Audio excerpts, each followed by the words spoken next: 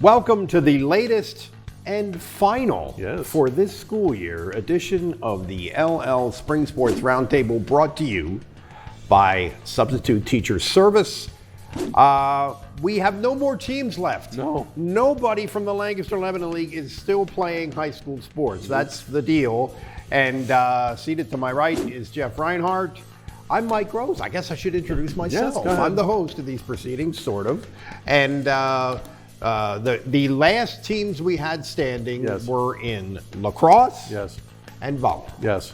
Let's talk about Let's wrap it up. Okay, volleyball. Manheim Central, last team standing for the second year in a row, the Barons. Another great ride and a really awesome season for Manheim.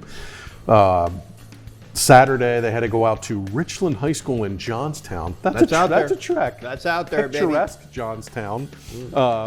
Played Mercyhurst Prep, which was that kind of Cinderella District 10 champ, got hot, finished fifth in their league, and got all the way to the state quarterfinals. And Mercyhurst Prep, they were good. They were legit. They played great. Beat Manheim Central 3-1 last Saturday. So the Barons are out. They do not get to the semis. But second year in a row, they go to the quarters. Deepest run of any LL team for the second year in a row. Coach Craig Dietrich and his squad, Section 2 champs, and one senior. That's it. They have the whole crew There back. you go. So There you I'm go. quite sure next June we will be sitting here talking about another Manheim Central volleyball run. You know, I'm sure next school year we're going to be talking about Manheim Central because they're general. good in a lot of sports. Yes, they are. Yep. They should be really good in football without getting too far Yep. ahead of ourselves. Okay, Yes. so great run by Manheim Central. That's it for volleyball. Okay, lacrosse. Couple teams made state semifinals. Let's go girls first. LL League and District 3 champ Manheim Township. This was a bit of a surprise here. We kind of pegged Township to get back to the state finals. They've been there, whatever, 4 or 5 I years think in it a was row. 4 years in a row they've been Yes. in the finals and lost them all. Yes, they ran into Springfield Delco, and Springfield wins 8-7 on a late goal. 21 seconds left in the game. Springfield scores. Wow. Township did get a potential tying goal at the horn, but there was an offsides call and it was wiped out. So that's a crusher. Was it a correct offsides call? Who knows? I don't know. But yeah, that's a gut punch. I'm not saying that's a it wasn't. heartbreaker. We don't know. I'm not trying to, No, we don't know. 21 Nasty wins sport. for Township, LL and District 3 champ. Fun stats for Township girls. 361 goals in 24 games. Liv Palmer, 67 goals. Olivia Young, 65 goals. Callie Campagna, 35 goals. Bear in mind, the final score of this game was 8-7. 8-7, Okay, now that's yeah. the sport we're talking about. Listen to some of these numbers in that context. Exactly. Bronwyn Hilbert, 31 goals, 22 assists for Township. So another great season for Township girls lacrosse. Boys lacrosse, 2 state semifinalists here, including Manheim Township, the LL and District 3 champ. Springfield Delco, ran into them. They lose 14-6. So Township is out in the state semis. They go 22-2 overall, league and district champs. Coach Dan Lyons and his club had a fantastic season, but they're out. They get to the Final Four. They do not get to Penn State on Saturday. That's AAA. AA, and I got to see this. It was fun to jump on boys lacrosse beat for a day. LS, which had a great season. Wow. They ran into Mars. Fighting Planets. Fighting planets. I love the fact that they're fighting planets. Fighting Planets. Just planets is pretty cool. But fighting planets? Excellent. Boom. Love it. LS in the first half gets leads of 3-0 and 5-1. Yeah. Which is crazy. pretty good. Yeah. Pretty good. Mars comes flying back. They tie it up at 7-7 early in the fourth, and then score 4 unanswered and win 11-7. So back-to-back state semifinal trips for LS. They get 20 wins, LL semifinals, District 3 champs. They beat Cocalico, their Section 2 rival, to win the district. Yeah. Mike McConomy and his team, fabulous. I'm glad I got to see a little lacrosse and see them.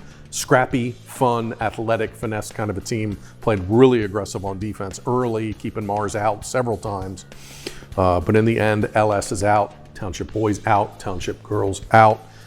Nobody gets to the state finals, but another great year of LL Lacrosse. One little point about that I think is true of both volleyball and lacrosse. Yes. It wasn't that long ago that these sports were very insular. There was a handful of traditional power programs that played a lot against each other, and they decided the state championship almost every year. You're seeing that change now. You're seeing that this team, this Mercyhurst, which was did not even contend for their league, and then made a. You never saw that kind of thing in these two sports when they were relatively early in their development. I guess this is they're maturing and evolving the way sports do. It's interesting. And LS boys lacrosse proved that. They've really come on here. I didn't realize this. They had 6 coaches in 6 years. Wow. I mean, that's tough when the kids have a How different. recently? Within the last 10 years. Like how long has this guy been there? 3. Okay, so then. And they've gone to states all 3 years. Yeah. And they've been in the state semifinals back-to-back years. But 6 coaches in 6 years, that's a lot of different voices in kids' ears. That's a lot of different schemes. Yeah, but now they've had the same guy for a whole group's been and through they have a now, cycle and of kids coming showing. through who can play. And here they are back-to-back. So LS should be a force moving through here. That's really interesting. It is. It's endlessly interesting to me the way sports evolve over time. Agreed. That's a really interesting topic. Agreed. Anyway, okay, the school year is over.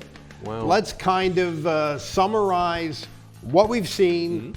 What are you going to remember? About Okay, I'm mostly sticking to my beats. You remember last August when the school year started? I do. And it was LL football, and it was, oh my gosh, these 13 Berks teams are coming in. This very room was a buzz. It was. How are we going to cover this? Oh my gosh. And it turned out just fine. Didn't sleep as much as I usually do in the fall, but it was a blast getting to know the Berks teams. Here, this really impressed me. 5 LL teams made district finals, 2 won district championships. Township got to the 6A final. Cocalico wins the 5A championship over Exeter, which was undefeated. Manheim Central makes the 4A final, falls to McDevitt. 3A, Wyomissing wins again. I think that's like 4 in a row for them. And in AA, Anvil Cleona gets to the district championship. So 5 LL teams played well into November. Good for those guys. My most fun stat, I think, just trying to look back at all this, 2 2,000-yard rushers last year in LL football. Phoenix Music from Anvil and Bryson Armold from Manheim Central, and Armold's junior. He'll be back in the fall. That's 2 people who rushed for 2,000 yards each. Yeah. And I mean, only 6 kids prior to these 2 in league history had 2,000-yard seasons. I'll never forget that. We have 1 season of 13 Berks teams in. Yep. We'll see how it goes this fall. It'll be here before you know it. Switching to the winter, girls basketball. I covered 107 girls basketball games. That's this winter. because you're not tethered to reality, Rhines. That's all that is. 107. I saw a lot of hoops. Catholic girls going to the state semifinals, running into Dunmore. But Catholic returns the whole crew. All 5 starters are back next year for Exeter Catholic. Look out, Charlie Detz and company. Columbia had a great year. Girls basketball won their first league championship since 1995. Good on you, Tide. And I thought Lebanon girls had such a great breakout season. Yeah, Kyla Correa. That was the definition of a breakout. They were awesome, and they won Section 1. They were 27-0. Yeah. And won a game something in like states, that. and ended up beating a very good team in states. 23-0 maybe before they lost. Whatever it was. Yeah, they were before undefeated deep. Yes, and they fell to Columbia in the league final. That was a fun matchup. Lebanon wins a state playoff game. Good for them, and again, they lose 1 starter. So Lebanon girls should be great coming back. Spring, just mentioned Manheim Central volleyball. Tip of the cap to the Falcons. Cedar Crest boys volleyball this spring was phenomenal. Monica Schaefer has them playing really good volleyball. Crest went to states for the first time in forever. I couldn't find another state appearance for Cedar Crest, but they were fabulous. Other sports I didn't cover as a beat guy, Country Day boys tennis. How many times this spring have we led this show with Country Day boys tennis state champs? Georgellis, Bloom, Abadir. Fantastic spring for those guys. McCaskey girls relay teams were fascinating.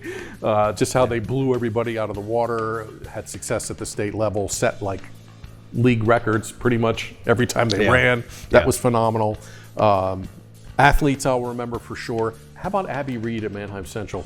4 sports, including football. She kicked for the Barons last fall. That's right. Emily Gambler from Columbia did like 6 things, including cheerleading, swimming, basketball, softball. She was everywhere. Good basketball player. She was great. Maddie Nyer, who won the Brackbill from the league, scholar athlete, off to Penn for track. 2,000 point scorer in basketball. She was a treat. End it with this one. We lost Chad McDowell, the girls basketball coach, at Solanco during the season. That was rough, and we already missed Chad. That was probably the somber moment of the school year. But yeah, rest in peace, Chad. He will be missed in Coreyville, no doubt. I think if we're going to just overview stuff here, looking back over the year, I think if we're going to remember this school year in particular 10 years from now, it's going to be this was the first year of the merger in football. Correct. I think that's the thing that we're going to, that really has changed our world here in terms of covering these high school sports.